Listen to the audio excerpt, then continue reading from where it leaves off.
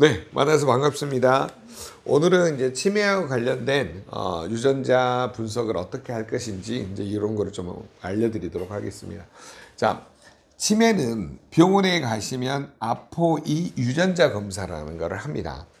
그런데 이 유전자 검사에 이 아포는요, 그러니까 아포리포프로틴, 그러니까 콜레스테롤을 운반하는 그런 수송체 이름이에요. 근데 요게 이 타입이 배열이 E1이 있고요. 그 다음에 E2가 있고 E3가 있고 E4 타입, 이게 네 가지가 있습니다. 그래서 얘네들이 쌍을 이루는 걸 배열이라 그래요. 쌍을 이루는 거. 근데 이 쌍을 이루는 게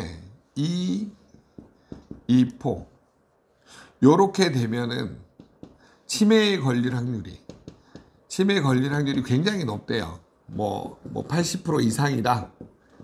뭐 이런 식으로 이야기를 합니다. 굉장히 높다. 그래서 관리하고 예방을. 그러니까 치매에 걸릴 확률이 높으니까 지금부터 관리하고 예방을 해라 이 말이에요. 안 하면 치매가 올 수밖에 없다라고 해요.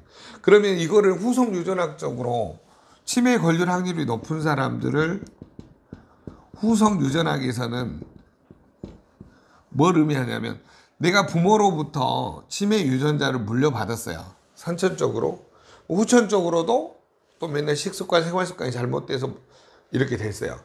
그랬지라도 나쁘게 물려받고 걸릴 확률이 있더라도 지금부터 내가 뭘 고치면 돼요? 지금부터 식습관, 생활습관, 그 다음에 여기에 맞는 영양을 공급을 해주면 더 이상 진행되는 거를 늦출 수도 있고 진행을 늦출 수 있고 그 다음에 후손에게 좋은 유전자를 물려줄 수 있다. 자, 이게 지금 후속 유전학이에요. 아무리 내가 나쁜 이런 유전자를 물려받았을지라도 지금부터 식습관, 생활습관, 영양 공급을 통해서 진행을 늦출 수 있고 또 후손에게도 좋은 유전자를 물려줄 수 있다고 하는 거죠. 그러면 이걸 뒤집어 보면 다 누구 잘못이라는 거예요. 후손이 잘못된 거는. 이거 조상 탓할 수 있는 거예요. 이 조상이 잘못한 거예요. 그러니까 내 대에서 끊으려면 뭘 잘해야 돼요? 식습관, 생활습관, 좋은 영양 공급이 있어야 내 후손이 번창할 수 있어요. 내 대에서 악마의 저주를 꺼내. 이해되셨죠? 네. 이게 바로 연구한 학문이 뭐라고요? 후성 유전학이다 이 말이에요. 그러니까 뭐예요? 실망하지 마라. 대신에 이거를 치매가 다 올 무렵에 발견한 게 좋을까요? 아니면 젊었을 때부터 발견해 가지고 아니면은 성장기 때 미리 발견해 가지고 계속 관리해 주는 게 좋을까요? 하루라도 빨리 하는 게 제일 좋겠죠. 네. 여러분이 치매 유전자 검사는 별도로 하시게 되면은 약 84만 7천 원 정도 합니다. 치매 유전자 검사. 네. 그래서 여러분 국립암센터나 뭐 이런 데 가면 84만 7천 원인가 아마 그 정도 하더라고요. 어찌됐든 여기 이제 관련된 유전자 검사를 여러분들이 받아보시면 아마 도움이 되실 것 같습니다. 그리고 이제 두 번째 타입이 있는데 어떤 타입이냐면은 이런 타입이죠. E4, E3, 그 다음에 E2, E4. 요런 타입은 보통 20%에서 50% 사이. 뭐 이렇게 이제 이야기를 하는 거죠. 학자마다 다른데 걸릴 확률이 조금씩은 있다. 그러니까 조심해라 이제 그거죠. 그러면 딱 걸릴 수 있는 확률이 제대로 걸릴 수 있는 확률은 어떤 배열이에요? E4 요런 배열 순서로 나오는 거예요. 유전자 조합을 검사를 했을 때. 그래서 이렇게 나오면은 이제 거의 이제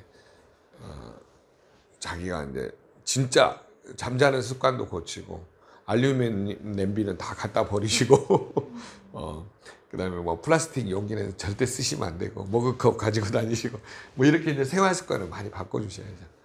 네, 그래서 우리는 뇌에 이런 물질들이 검출되는데, 자 그래서 치매 검사를 대개 하게 되면 병원에서 무슨 검사를 하냐면 베타 아밀로이드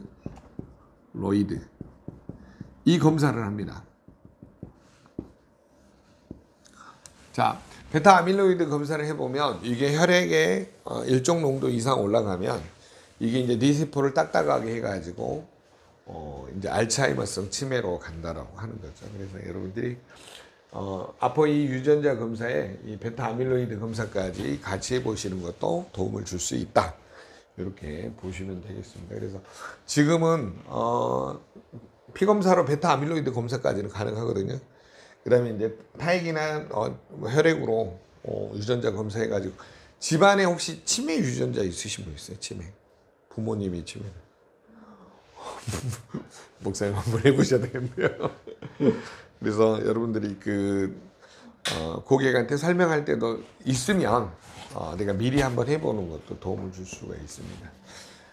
그래서 이제 후속 유전학적으로 내가 내 대에서 끊는 게 좋잖아요. 더 이상 물려주지 않고. 그러니까 아드님도 검사를 해보셔야 될 것 같아요. 예, 이게 계대 유전으로 올 수도 있기 때문에. 자, 어찌됐든 선천적인 부분, 후천적인 부분 두 가지를 다 분석해서 질병을 막을 수 있는 방법이 좋다. 그러면 치매가 왜 위험하냐가 아니라 치매의 현황. 이게 이제 2012년도가 국회 국감 자료를 보면 어떤 게 있냐면 2005년도에 치매 환자 증가 추이 있잖아요.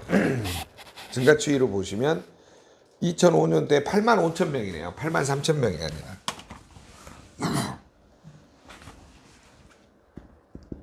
8만 5천 명. 근데 2012년도에는 53만 명에 2012년도에 53만 명. 자, 지금 이때 발표한 거니까 몇 년간 추적 조사를 한 거예요? 7년간 추적 조사한 거잖아요. 근데 몇 배가 늘었어요? 87에 56. 그러니까 거의 한 6.7배. 7배 정도 증가를 한 거죠. 그래서 여러분이 이거를 기반으로 보건복지부에서 어떤 결론을 내렸냐. 2024년이 되면 몇만 명이 될 거라고 추산을 했냐면 100만 명. 이 자료에 의하면. 근데 실질적으로 1919년도에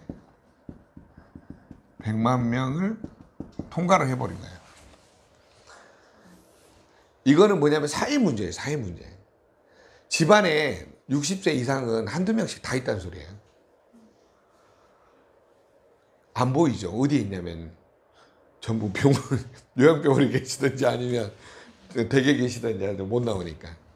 그래서 지금 굉장히 문제가 되어 가고 있다라고 하는 거를. 근데 더 문제는 뭐냐. 남자는 몇 년을 사냐면요. 남자는 평균이 13년. 투병 기간이. 여자는 투병 기간이 몇 년이냐면 18년. 보통 이렇게 되면요. 병원비를 여성들은 한 9억 정도, 남성들은 한 7억 정도 쓰다가 돌아가시는 거죠. 집안 거덜나는 일이니까요. 근데 다행인 거는 문재인 대통령 되고 나서 국가 치매 환자들을 보험으로 95%까지 치료해주는 시대가 됐습니다. 그래서 보통 치매 병원에 입원하면은 이제 비급여까지 해가지고 한 500 정도 들어가는데 지금 한 150, 100에서 150 많이 낮아진 거죠. 치매에 걸려가지고 집안 파탄난 사람도 얼마 많은지 아세요? 네, 뭐 그냥 그래서 현대판 고려장이라 그랬잖아요. 나몰라라 하고 막 제주도에다가 놔두고 오고. 여러분 진짜 이게 그때 신문에 잠깐 나서 그랬죠. 제주도 가보면요. 그냥 이렇게 어슬렁 다니시는 분들이 얼마나 많았어요. 치매 걸려가지고 누군지도 모르고 막 길거리에서 저거 누구세요? 나 몰라. 우리 아들 찾아줘. 좀 서글프시지 않으세요? 우리가 인생을 살면서 자식을 키웠는데 자식들이 제주도에 버리고 오고 울릉도에다 버리고 오고 어디 저기 뭐죠? 뭐 이상한 홍도나 뭐 흑산도에 버리고 오고 이게 참 그 얼마나 병원비를 감당하기 어려웠으면 그런 일들이 벌어지고 그러다가 이제 그게 사회 문제가 되고 이슈화 되니까 이제 많이 바뀐 거죠. 자, 그러면 여기에서 그 뭐냐 이걸 보시고 어떤 생각이 드세요?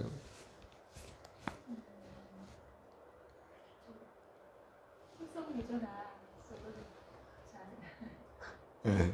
이걸 이해하고 우리가 방향을 이리 가자라고 하는 거죠.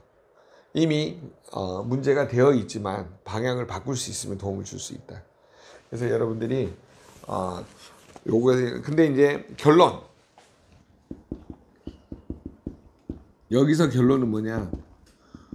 수명이 늘어난 만큼 불행이다.